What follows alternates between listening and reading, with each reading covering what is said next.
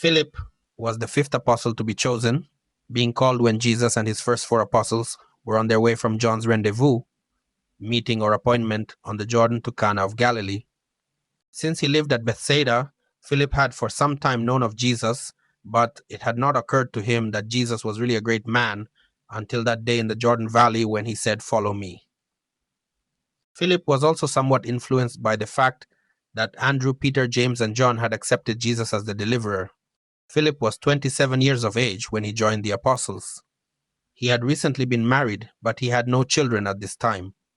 The nickname which the apostles gave him signified curiosity. Philip was always wanting to be shown. He never seemed to see very far into any proposition. He was not necessarily dull, but he lacked imagination. This lack of imagination was the great weakness of his character. He was a commonplace and matter-of-fact individual. When the apostles were organized for service, Philip was made steward. It was his duty to see that they were at all times supplied with provisions. And he was a good steward. His strongest characteristic was his methodical thoroughness. He was both mathematical and systematic. Philip came from a family of 7, 3 boys and 4 girls. He was next to the oldest, and after the resurrection he baptized his entire family into the kingdom. Philip's people were fisher folk. His father was a very able man, a deep thinker, but his mother was of a very mediocre. Philip was not a man who could be expected to do big things, but he was a man who could do little things in a big way, do them well and acceptably. Only a few times in 4 years did he fail to have food on hand to satisfy the needs of all. Even the many emergency demands attendant upon the life they lived seldom found him unprepared. The commissary department of the apostolic family was intelligently and efficiently managed. The strong point about Philip was his methodical reliability. The weak point in his makeup was his utter lack of imagination, the absence of the ability to put 2 and 2 together to obtain 4. He was mathematical in the abstract, but not constructive in his imagination. He was almost entirely lacking in certain types of imagination. He was the typical everyday and commonplace average man. There were a great many such men and women among the multitudes who came to hear Jesus teach and preach, and they derived great comfort from observing one like themselves elevated to an honored position in the councils of the Master. They derived courage from the fact that one like themselves had already found a high place in the affairs of the kingdom. And Jesus learned much about the way some human minds function as he so patiently listened to Philip's foolish questions and so many times complied with his steward's request to be shown. The one quality about Jesus which Philip so continuously admired was the Master's unfailing generosity. Never could Philip find anything in Jesus which was small, niggardly, or stingy, and he worshipped this ever-present and unfailing liberality. There was little about Philip's personality that was impressive. He was often spoken of as Philip of Bethsaida, the town where Andrew and Peter live. He was almost without discerning vision. He was unable to grasp the dramatic possibilities of a given situation. He was not pessimistic, he was simply prosaic. He was also greatly lacking in spiritual insight. He would not hesitate to interrupt Jesus in the midst of one of the Master's most profound discourses to ask an apparently foolish question. But Jesus never reprimanded him for such thoughtlessness. He was patient with him and considerate of his inability to grasp the deeper meanings of the teaching. Jesus well knew that if he once rebuked Philip for asking these annoying questions, he would not only wound this honest soul, but such a reprimand would so hurt Philip that he would never again feel free to ask questions. Jesus knew that on his worlds of space, there were untold billions of similar slow-thinking mortals, and he wanted to encourage them all to look to him, and always to feel free to come to him with their questions and problems. After all, Jesus was really more interested in Philip's foolish questions than in the sermon he might be preaching. Jesus was supremely interested in men, all kinds of men. The apostolic steward was not a good public speaker, but he was a very persuasive and successful personal worker. He was not easily discouraged. He was a plodder and very tenacious in anything he undertook. He had that great and rare gift of saying, "Come." When his first convert, Nathaniel, wanted to argue about the merits and demerits of Jesus and Nazareth, Philip's effective reply was, "Come and see." He was not a dogmatic preacher who exhorted his hearers to go baptizing believers, as he had been instructed by his Master. He refrained from laying hands on his converts in token of their having received the Spirit of truth.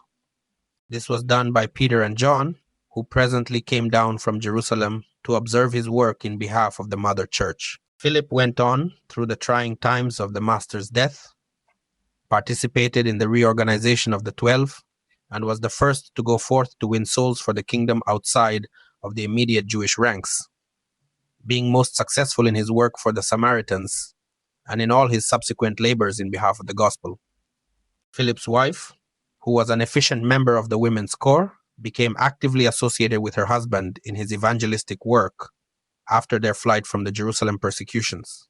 His wife was a fearless woman. She stood at the foot of Philip's cross, encouraging him to proclaim the glad tidings even to his murderers, and when his strength failed, she began the recital of the story of salvation by faith in Jesus, and was silenced only when the irate Jews rushed upon her and stoned her to death.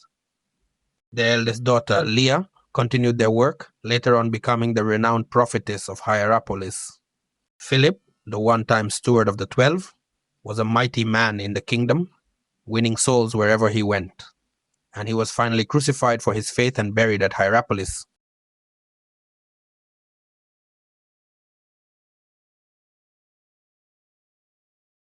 Honest Nathaniel, the sixth and last of the apostles to be chosen by the Master himself, was brought to Jesus by his friend Philip.